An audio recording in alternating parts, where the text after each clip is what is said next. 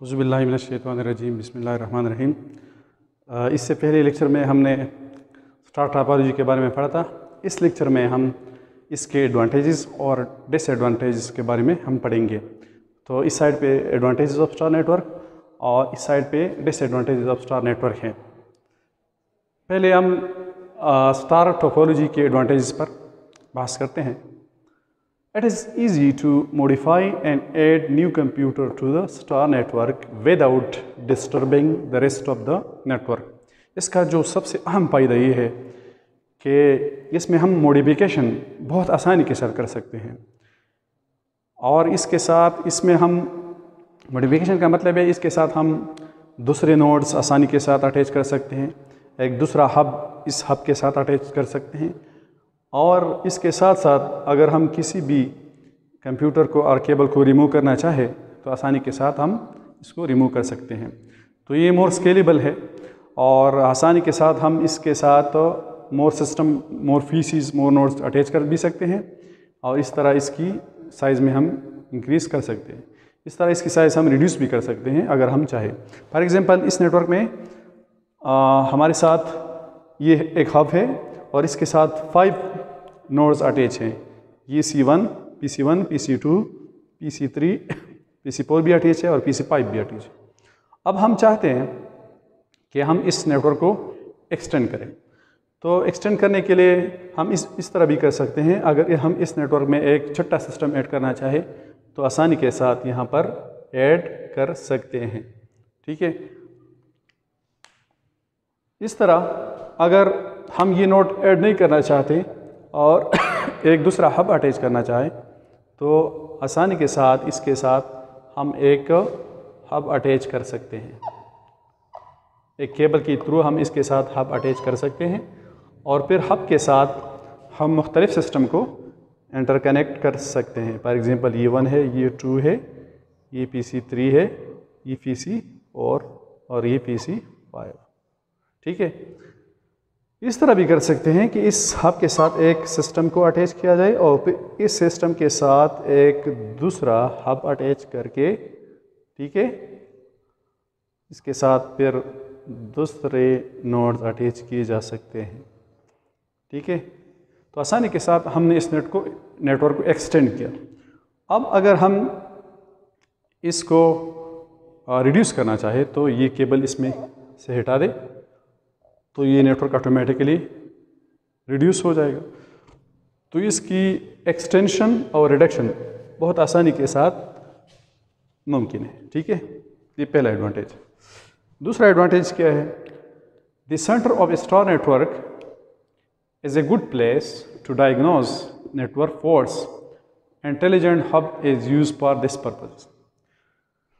इसका जो central location है इस हब का, इसका फ़ायदा ये है कि इसके ज़रिए अगर नेटवर्क में कोई फॉल्ट आ जाए तो आसानी के साथ इस डिवाइस के थ्रू हम इस फॉल्ट को रिमूव कर सकते हैं। फॉर एग्जांपल इस सिस्टम में कोई ख़राबी आ जाए तो यहाँ पर हम इंटेलिजेंट हब लगाते हैं।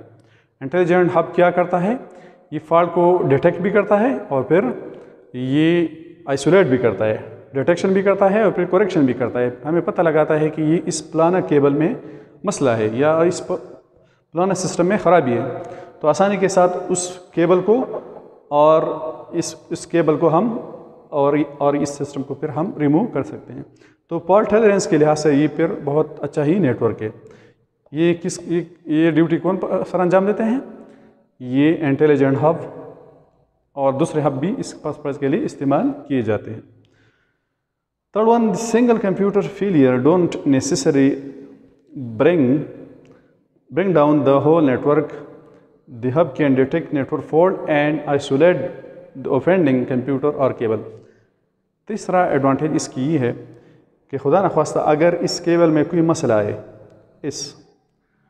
तो इस केबल और इस सिस्टम में अगर कोई मसला आ जाए तो इसकी वजह से ये सारा नेटवर्क डिस्टर्ब नहीं होता। इस केबल को रिमूव करे, प्लग आउट करे और इस सिस्टम को रिमूव करे, आइसोलेट करे तो ये नेटवर्क, दूसरा नेटवर्क ही खुद ब खुद काम करता रहेगा। अगर आइसोलेट भी नहीं करते तो फिर सिर्फ ये नेटवर्क वाला ये वाला हिस्सा है, ये इफेक्ट हो जाता है, ये वाला ये इफेक्ट हो जाता है। इफेक्टेड, ये मुतासर हो जाता है। बाकी नेटवर्क वैसी की तैसी ही रहती है, अपना काम करता है। ये वाला हिस्सा इफेक्टेड हो जाता है। ठीक है। और 4 number, we can use several cables types. इसका एक दूसरा फ़वाइद ये है कि हम इसमें सेवरल टाइप्स ऑफ केबल इस्तेमाल कर सकते हैं। यहाँ पर UTP केबल इस्तेमाल करें, यहाँ पर STP केबल इस्तेमाल करें, यहाँ पर कोआक्स केबल भी इस्तेमाल कर सकते हैं, और यहाँ पर आप फाइबर ऑप्टिक केबल भी आप यूज़ कर सकते हैं। इसमें ये रिस्ट्रिक्शन नहीं है कि इस टेक्नोलॉजी में, इस टोपोलॉजी में एक ही टाइप के केबल इस्तेमाल किया जाए। मुख्तलिफ केबल आप सिस्टम के साथ अटैच कर सकते हैं। 5th, most flexible and easiest to diagnose when there is network fault. इसके बारे में हमने पढ़ा कि ये एक बहुत ही सिंपल तरीका है जिसमें हम इस नेटवर्क में जो भी फॉल्ट आए, चाहे केबल में हो, चाहे हब में हो और चाहे कंप्यूटर में हो, आसानी के साथ आइसोलेट और डायग्नोज कर सकते हैं। High performance network is no data collection occur. इसकी परफॉर्मेंस बहुत ज़्यादा हाई है as compare to the other network. For example bus topology, तो इसकी स्पीड बहुत ज़्यादा हाई है। इसकी वजह यह है कि ये एक सर्वर के तौर पर काम करता है जिसकी प्रोसेसिंग स्पीड बहुत हाई होती है बनिस्बत इस क्लाइंट्स कंप्यूटर के। अब आते हैं इसके डिसएडवांटेजेस की तरफ। If the central hub fails the whole network fail to operate. इसका जो मेन ड्रॉबैक है वो ये है कि खुदा न खास्ता अगर ये हब फेल हो जाए, ये काम करना छोड़ ले, तो सारा नेटवर्क जो है ये ऑपरेट नहीं होता, ये काम फिर नहीं कर। अगर ये हब फेल हो जाए तो इसके साथ जितने भी सिस्टम है अटैच हैं, ये फिर काम नहीं करेगा। ठीक है। फॉर एग्जांपल ये हमारे साथ एक हब है और इसके साथ ये फोर सिस्टम अटैच है। अब अगर ये हब फेल हुआ किसी भी वजह से, तो ये सिस्टम ऑपरेशन नहीं कर पा, एक दूसरे के साथ कम्युनिकेट नहीं करेगा, क्योंकि ये सिस्टम एक दूसरे के साथ कम्युनिकेशन थ्रू दिस डिवाइस करता है, जिसे हब या स्विच कहा जाता है। इसका मेन ड्रॉबैक्स ये। और सेकंड ड्रॉबैक जो है, many store network require a central device to rebroadcast the signal. इसका दूसरा ड्रॉबैक ये है कि हम अगर सिग्नल अटेन्यूएट होता हो, सिग्नल वीक हो जाता हो, तो यहाँ सेंट्रल पॉइंट पर जो डिवाइस इस्तेमाल होता है वो हम इस तरह एक हब और स्विच इस्तेमाल करेंगे जो सिग्नल को रीब्रॉडकास्ट कर सके, सिग्नल को एम्पलीफाई कर सके। तो ये एक्स्ट्रा एक्सपेंडिचर है। ठीक है। Third one, more costly than other networks topology. दूसरे टोपोलॉजी की निस्बत ये जो टोपोलॉजी है इसकी कॉस्ट बहुत ज़्यादा है, in term of cables and in term of switch or hub or router. So it is more expensive as compared to other type of network, that is bus or ring, because it require more cables.